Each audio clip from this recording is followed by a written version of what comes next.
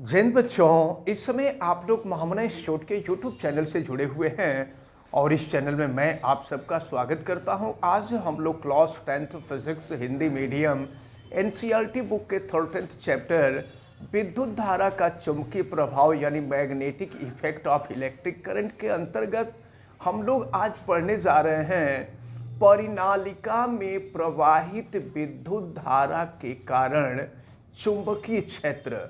तो सबसे पहले हम लोगों को यह जानना आवश्यक है कि परिनालिका क्या होती है। तो सबसे पहले हम आपको बता दें, आप देखे होंगे बिजली विद्युत का जो मोटर होता है, विद्युत के मोटर में तांबे के तारों को लपेट करके कुंडली बनाई गई होती है। या अगर आप देखे होंगे तो फैन, अगर कोई फैन होगा तो फैन में आप देखे होंगे उसमें भी तांबे के तारों को लपेट करके कुंडली बनाई गई होती है। तो परिनालिका की क्या विशेषता होती है, जरा ध्यान पूर्वक समझ ले। देखें, ऐसी कुंडली, जरा देखिएगा, ये कुंडली बिल्कुल ऐसी ही होती है। ऐसी कुंडली जिसकी लंबाई, परिनालिका की यही परिभाषा दी जाती है कि ऐसी कुंडली जिसकी लंबाई उसके व्यास की तुलना में, यही इसका व्यास होगा, ऐसी कुंडली जिसकी लंबाई उसके व्यास की तुलना में अधिक हो, तो ऐसी कुंडली को ही हम परिनालिका कहते हैं। तो ये तो परिनालिका की डिफिनीशन रहे। हम लोगों को पढ़ना है परिनालिका में प्रवाहित विद्युत धारा के कारण चुंबकीय क्षेत्र। तो सबसे पहले तो हम लोगों को यह जानना आवश्यक है कि इस परिनालिका में जब विद्युत धारा प्रवाहित करेंगे तो क्या यह चुंबक की तरह काम करेगा। तो जानते हैं क्या किया गया, इसके लिए प्रयोग किया गया और प्रयोग करने के लिए किया ये गया कि ये जो परिनालिका थी, इस परिनालिका का संबंध एक बैटरी से कर दिया गया। और बैटरी, आपको मालूम है कि जब कई सेलों को आपस में जोड़ दिया जाता है तो बैटरी का निर्माण होता है। और इसके साथ साथ यहाँ पर कुंजी लगा दी गई और फिर इसके दूसरे सिरे का संबंध इससे कर दिया गया। कुंजी का मतलब स्विच होता है, ये है ऋण सिरा, ये है धन सिरा। अब जरा ध्यान पूर्वक देखें प्रयोग क्या किया गया, प्रयोग में क्या पाया गया।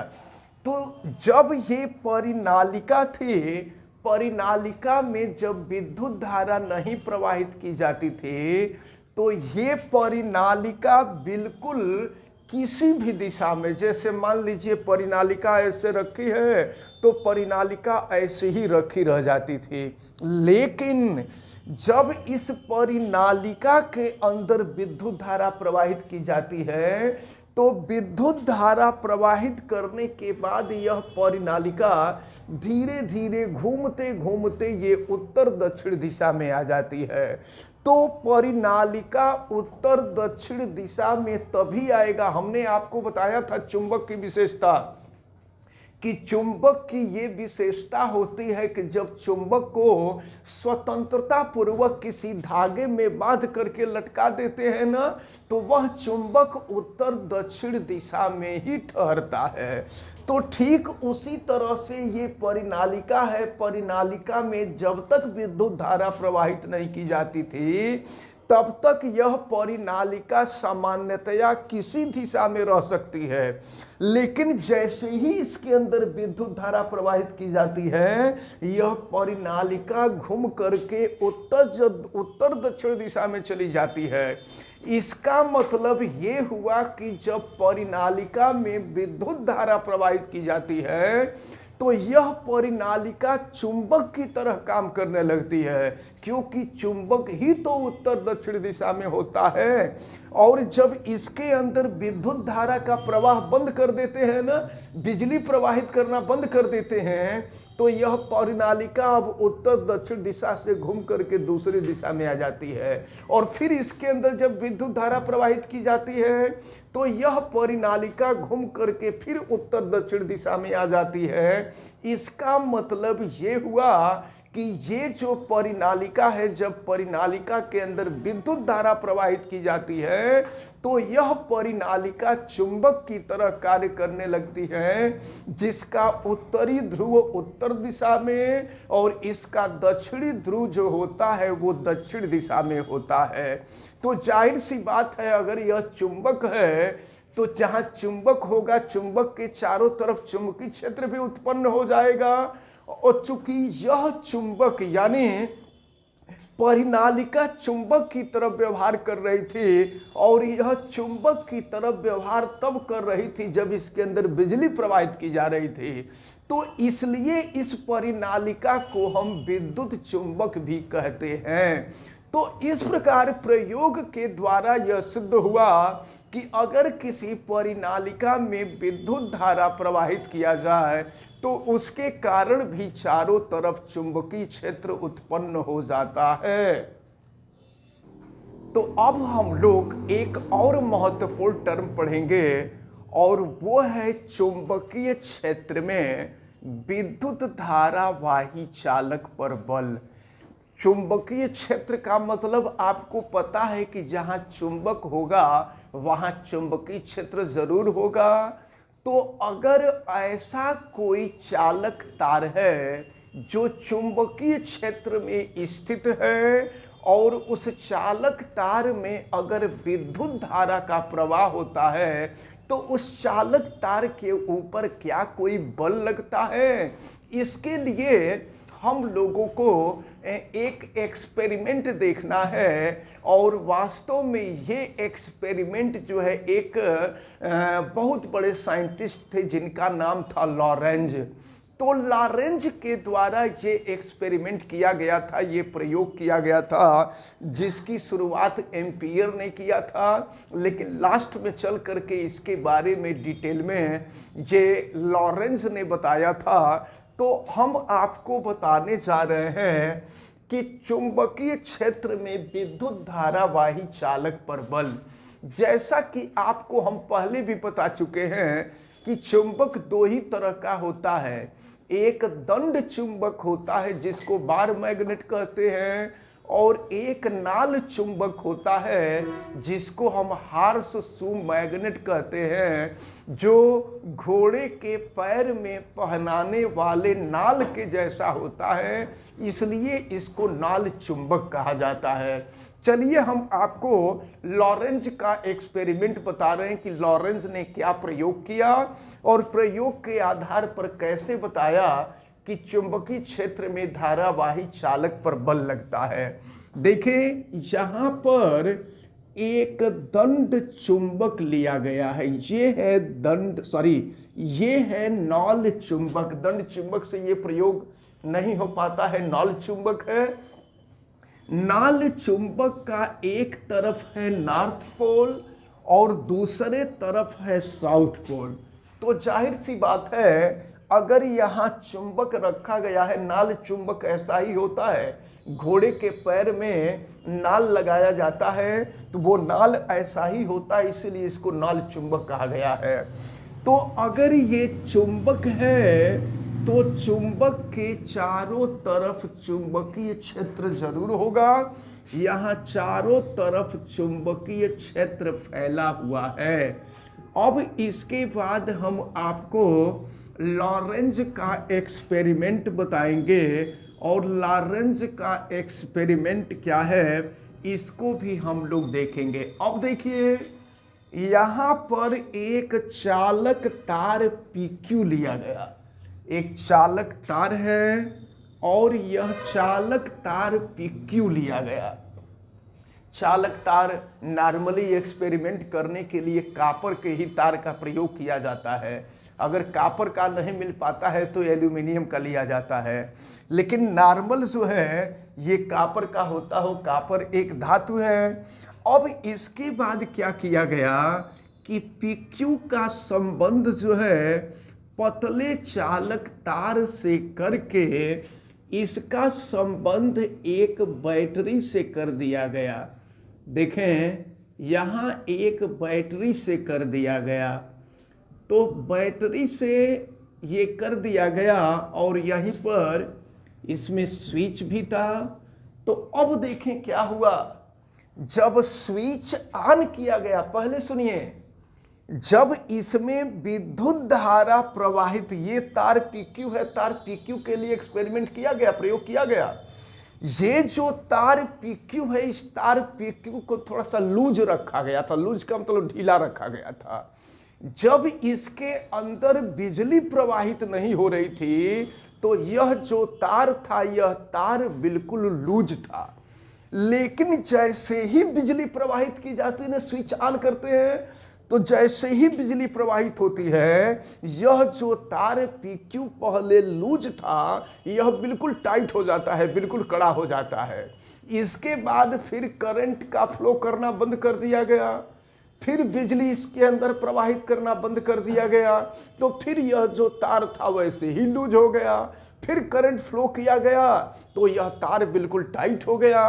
तो यह तार टाइट तभी हो रहा होगा जब इस तार के ऊपर किसी प्रकार का कोई बल लग रहा होगा। और ये चुंबकीय क्षेत्र है, और चुंबकीय क्षेत्र में ये चालक तार है। इस चालक तार के अंदर विद्युत धारा का प्रवाह हो रहा है, और चूंकि विद्युत धारा का जब प्रवाह होता है तो यह चालक तार टाइट हो जाता है। जब विद्युत धारा का प्रवाह नहीं होता है तो यह चालक तार टाइट नहीं होता है। तो यहां से निष्कर्ष ये निकाला गया कि चुंबकीय क्षेत्र में स्थित जब किसी चालक तार में विद्युत धारा प्रवाहित की जाती है तो चालक तार के चारों तरफ जो चुंबकीय क्षेत्र उत्पन्न हुआ था, उसके प्रभाव से चालक तार पर एक प्रकार का बल लगने लगता है, जिस बल के कारण यह चालक तार बिल्कुल कड़ा हो जाता है। और यह बल चूंकि वैज्ञानिक लॉरेंज ने बताया था, लॉरेंज ने बताया था, इसलिए इस बल का नाम रखा गया था लॉरेंज बल, लॉरेंज फोर्स। तो याद रखे रहिएगा, अगर आपसे लॉरेंज बल के बारे में पूछा जाए कि लॉरेंज बल से आप क्या समझते हैं, तो आप यही बताएंगे कि चुंबकीय क्षेत्र में स्थित जब किसी चालक तार के अंदर विद्युत धारा प्रवाहित की जाती है तो उस चालक तार पर एक प्रकार का बल कार्य करने लगता है। इस बल को ही हम लॉरेंज बल कहते हैं, क्योंकि इस बल के बारे में साइंटिस्ट लॉरेंज ने बताया था। और जानते हैं लॉरेंज बल की दिशा हमेशा लंबवत होती है, यह भी याद रखे रहना। तो लॉरेंज बल की दिशा लंबवत होती है, इसलिए इसके लिए थीटा की जो वैल्यू होती है वो 90 डिग्री के इक्वल होती है। अब हम आपको ये बता दें कि ये जो चालक तार के ऊपर, यानी अभी आपने देखा कि चुंबकीय क्षेत्र में स्थित धारावाही चालक पर बल लगता है और वो बल होता है लॉरेंज बल। इस लॉरेंज बल को बताने के लिए एक वैज्ञानिक थे जिनका नाम था फ्लेमिंग। फ्लेमिंग ने बाएं हाथ के हथेली का नियम या वाम हस्त का नियम कहते हैं, फ्लेमिंग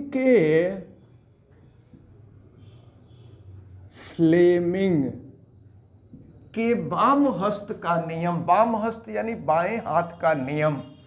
तो ये जो है फ्लेमिंग के वाम हस्त का नियम, वाम हस्त या बायां हाथ भी हम कह सकते हैं, वाम हस्त का नियम। और यह नियम प्रस्तुत किया गया, देखें यह नियम प्रस्तुत किया गया चुंबकीय क्षेत्र में स्थित धारावाही चालक पर लगने वाले बल को ज्ञात करने के लिए। तो अब जरा ध्यान से देखिएगा, हम आपको फ्लेमिंग के बाएं हाथ के हथेली का नियम बताने जा रहे हैं। तो देखें, जैसा कि आपको पता है ये बायां हाथ है, आपको दायां लग रहा होगा, ये हमारा बायां हाथ है। अब जरा ध्यान पूर्वक देखें, हम यहाँ केवल 3 अंगुलियों की चर्चा करते हैं। इसको हम कहते हैं अंगूठा या अंगुष्ठ कहते हैं, इसको हम कहते हैं तर्जनी, और इसको कहते हैं माध्यमा। इन तीनों अंगुलियों को ध्यान से देखिएगा, इन तीनों अंगुलियों को कौन कौन, अंगुष्ठ, तर्जनी और माध्यमा, इन तीनों अंगुलियों को इस प्रकार फैलाया जाए, यानी बाएं हाथ के हथेली को इस प्रकार फैलाया जाए कि अंगूठा, तर्जनी और माध्यमा, ये तीनों अंगुलियां परस्पर लंबवत हों। परस्पर लंबवत का मतलब इन दोनों अंगुलियों के बीच बनने वाला कोण 90 अंश, यहां भी बनने वाला 90 अंश। तो ये परस्पर तीनों अंगुलियां जो हैं ये लंबवत हों। तो इस स्थिति में ये मध्यमा चालक तार में प्रवाहित होने वाली धारा की दिशा को प्रदर्शित करती है। माने मध्यमा यह बतलाती है कि चालक तार में बिजली इधर के तरफ ही जा रही है, और ये जो तर्जनी अंगुली है यह चुंबकीय क्षेत्र की दिशा को व्यक्त करती है कि चुंबकीय क्षेत्र की दिशा इधर के तरफ ही है, और यह अंगूठा चालक तार में लगने वाले बल की दिशा को प्रदर्शित करता है। यही है फ्लेमिंग के बाएं हाथ के हथेली का नियम या फ्लेमिंग के वाम हस्त का नियम। तो आज आपको यहाँ 3 चीजें बताई गई और तीनों काफी महत्वपूर्ण थी। इसका जब भी आप एक्सप्लेनेशन करेंगे तो फिगर बना करके, हथेली का फिगर बना करके, और तब इसका एक्सप्लेनेशन करेंगे। तो इस प्रकार हमें उम्मीद है कि आज ये जो तीनों एक्सपेरिमेंट बताए गए और ये 2 एक्सपेरिमेंट और फ्लेमिंग के बाएं हाथ के हथेली का नियम, ये सब आपको अच्छी तरह से समझ में आए होंगे। आप वीडियो को लाइक जरूर कीजिएगा, और अगर आप चैनल पे नए हैं तो चैनल को सब्सक्राइब भी कर लीजिए, बेल आइकन को भी प्रेस करें। और अगर किसी प्रकार की कोई दिक्कत समझ में आती है तो आप हमें कमेंट करके जरूर बतावें, और वीडियो को मैक्सिमम स्टूडेंट तक शेयर करें। आप सभी लोगों का बहुत बहुत धन्यवाद। जय हिंद।